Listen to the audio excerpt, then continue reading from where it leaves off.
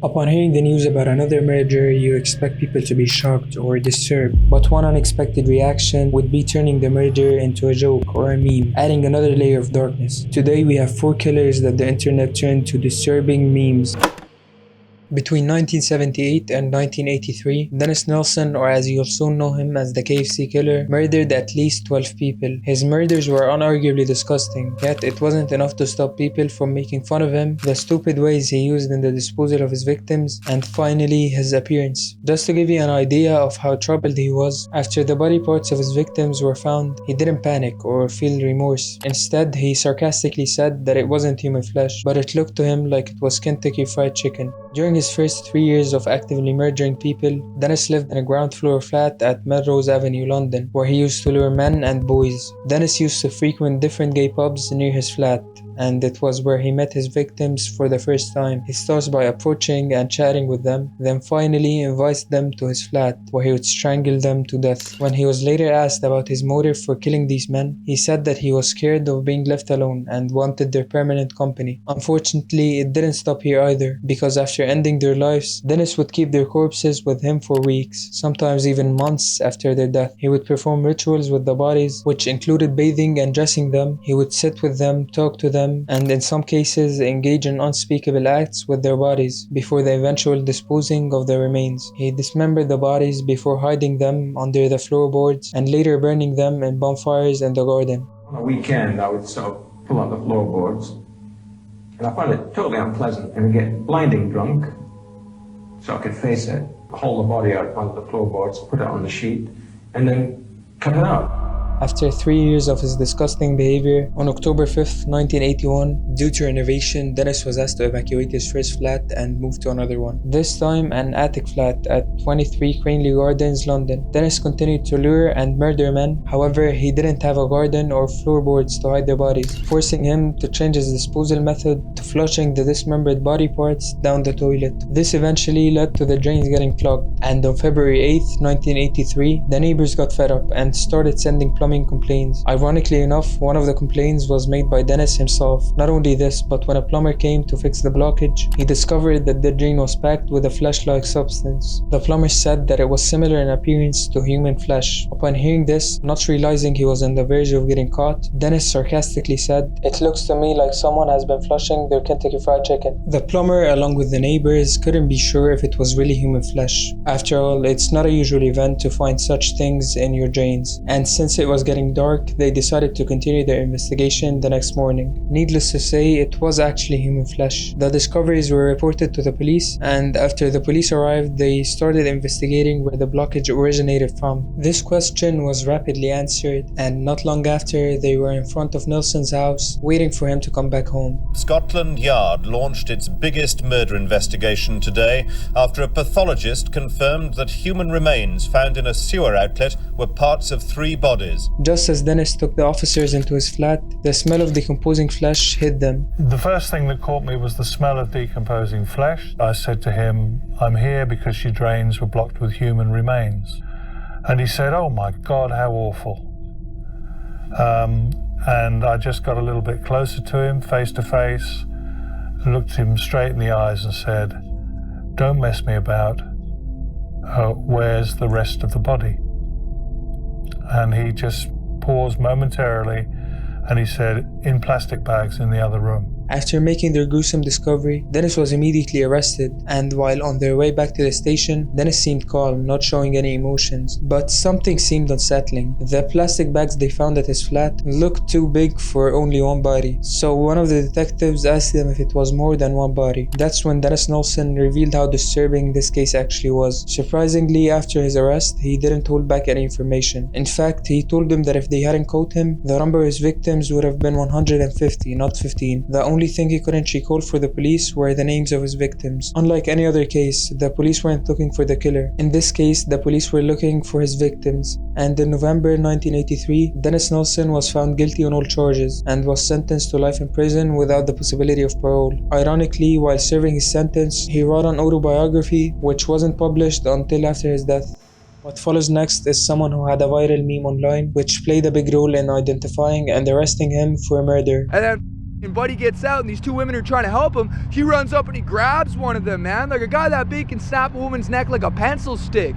So I ran up behind him with a hatchet. Smash, smash, smash. Caleb Lawrence, or Kai the Hitchhiker, got used to moving around or being home free, as he says in his interviews, from a very young age. Kai's parents got divorced when he was only 4, and his father lost his custody, leaving him to live with his mother. Kai claimed that his mom wasn't the best, and even wrote an essay about his struggles during this part of his life, in which he referred to most of his family members by woman or family instead of saying my parents or my mom, showing that he didn't really consider them his family. However, his stay with his mom wouldn't last, because he spent his time between 9 and 18 years old being moved between treatment centers and group homes. After spending most of his life moving around, Kai adopted this lifestyle. He was homeless and traveled around by hitching rides and spent most of his time on the roads. And on the 2nd of February 2013 in Fresno, California, a news reporter stopped 24-year-old Kai to interview him about a shocking incident which he was just involved in. See, right before this, Kai hitched a ride with a driver by the name Jet Simmons McBride. Jet seemed really unhinged at that time, and as he started chatting with Kai, he revealed sinister details about himself, including racist remarks and doing things he wasn't supposed to do with a He continued to tell Kai about his background when he suddenly snapped, saying, "I've come to realize that I'm Jesus Christ and I can do anything I want to." After saying this, he crashed his car into a parked truck, pinning a worker between his front bumper and the back of the truck. While processing what just happened, Kai nabbed the car keys to make sure he wouldn't crash into other people, and then exited the car to help the injured worker. Another woman came to help. However, Jet didn't really like seeing them help the man he just crashed into, so he hopped out the vehicle and started beating up the woman. And before Jet can harm the woman as well, Kai grabbed the hatchet that he usually carries in his bag, and I think you can imagine what happened next. Although Jet survived, he was deeply injured, and after hearing the same story Kai told in the interview, and also hearing from other witnesses like the injured worker, this encounter was determined by court to not only be justified self-defense, but also defense of other civilians. Jet, on the other hand, was found guilty on 2 counts of assault with a deadly weapon, and was sentenced to 9 years in a mental health facility. After the interview was published, it quickly started going viral, specifically the smash part of the video, which became a meme, and Kai became known as a hero who saved many people by his actions, and who also had a brave and genuine personality. This could have been the last appearance for Kai, but unfortunately it wasn't. And just 3 months after his interview, on May 11th, 2013, Kai met Joe Galfi in Times Square, New York City. The 73-year-old invited Kai to his home in Clark, New Jersey. Kai accepted the invitation, and Joe was found murdered 2 days after their initial meeting. The police didn't take long to solve this case. When they went through Joe's house, which now turned into a crime scene, after they found his body lying in a pool of blood at the end of his bed, his body was nearly naked. It quickly became clear that Joe's death wasn't natural, as multiple areas of his skull were fractured, which indicated that he was brutally murdered from blunt force trauma. After finding the body, the authorities began to examine the crime scene, looking for any evidence that would direct them to the cold-blooded killer. Finally, this piece of evidence was discovered, a piece of paper left in the living room underneath a laptop. Written on this paper was the name Kai Lawrence, Kai's email and phone number. After looking up his name on the internet, the authorities were quickly directed to his viral interview, and as if this wasn't enough evidence, phone records showed that the victim was in contact with Kai just the evening before his death, and also shows a text from Joe confirming a meeting at a train station in New Jersey. Immediately, the investigators requested the CCTV footage from the train station. Unsurprisingly, this footage captured Joe buying a ticket while talking to another person who couldn't be seen until they hugged, for the other person to finally step into frame. A guy eerily similar to Kai, having long hair and wearing a bandana. As obvious, the next step was bringing Kai in for questioning to connect the dots. Thanks to his popularity, this was a rather easy task. A Starbucks barista in Philadelphia recognized him from a news report regarding the murder of Joe Galfi, and Kai quickly got arrested.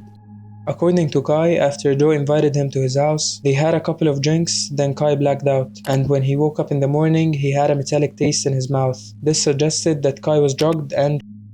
However, the authorities never performed on Kai, so they can even validate his claim. Kai continued the story and said that after he woke up, he felt violated. But regardless, he was leaving to meet with a friend who he would continue traveling around with. That's when they went to the train station together before they hugged and went their separate ways. Unfortunately though, his friend would never show up, and with no place to stay, Kai decided to spend the second night at Joe's. After returning, both of them had dinner, and again Kai claims that he fell asleep on the floor. This time he woke up to find Joe trying to him again. At this moment, Kai said he snapped. hitting Joe to death. I sat up and I punched him in the face. And he was over top of me and he shoved me into the bed. I was trying to get him away from me. I couldn't get him away from me. Something worth mentioning was a testimony which indicated that Joe's own bodily liquids were present at the scene, but even this was overlooked, just like the kid that was never performed on Kai, which could have changed the course of this case. Regardless, the prosecution argued that the extent of injuries the victim had contradicted Kai's self-defense claim, and in April of 2019, nearly 6 years after his arrest, Kai was sentenced to 57 years in prison. What follows next is someone who did much more than murder, which was why the media gave her the name, the real-life granny. Samsonova was pictured in court, blowing kisses to the media. "I'm haunted by a maniac," she tells reporters, "who forced me to kill."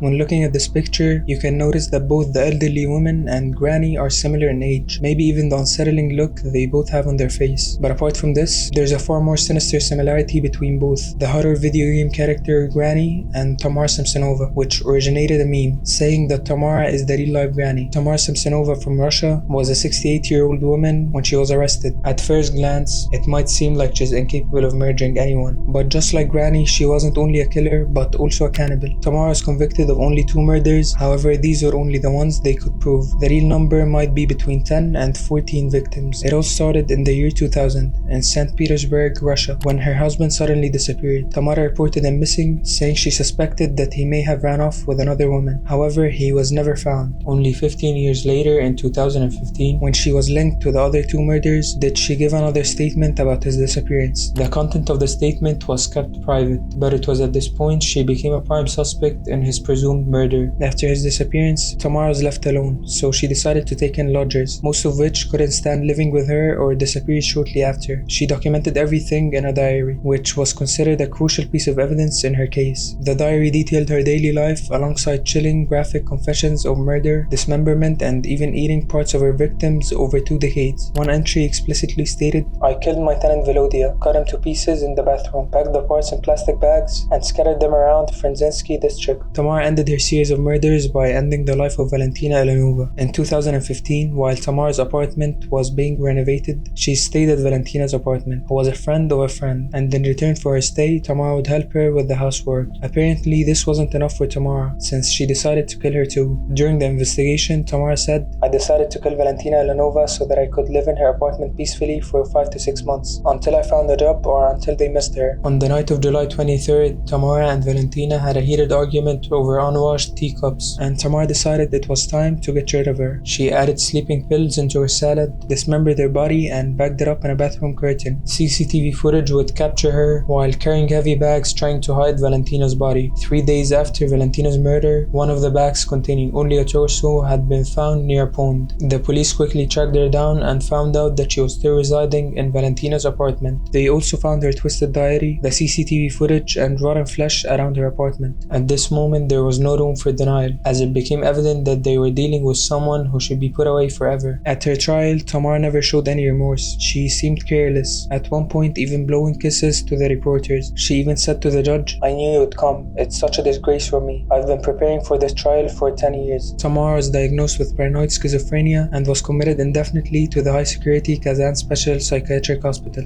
For over 55 years, our next killer remains a mystery up till this day. However, this didn't stop people from also turning him into a meme. If it all boils down to the question of you're giving yourself up, if you could be assured that you wouldn't get capital punishment, for myself, I don't want to give myself up. I want to kill those kids.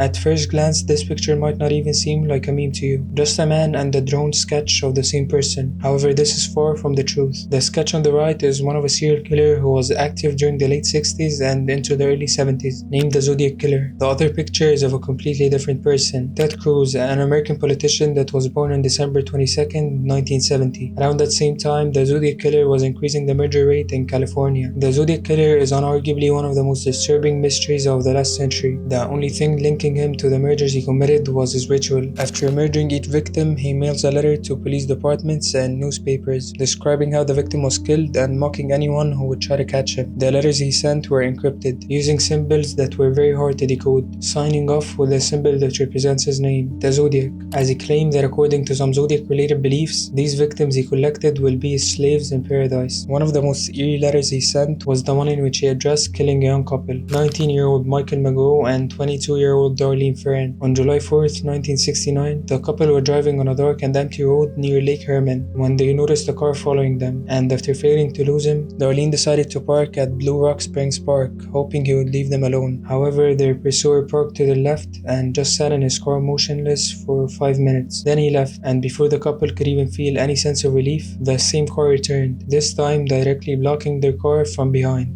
The driver got out with a 9mm pistol in his hand and the flashlight attached to it. He approached Michael's side of the vehicle, pointing the flashlight right into their eyes, making it hard to see his face or the gun he was holding, and without uttering a word, the man started shooting both, leaving them to bleed to death. Moments later, the crime was reported to the police, and as the help arrived, the couple were rushed to the hospital. Michael survived, but Darlene didn't. On the other hand, the killer is long gone, leaving no trace. However, just half an hour after the shooting, the police received an unsettling payphone call.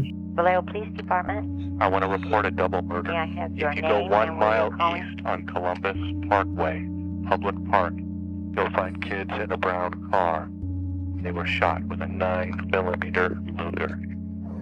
I also killed those kids last year.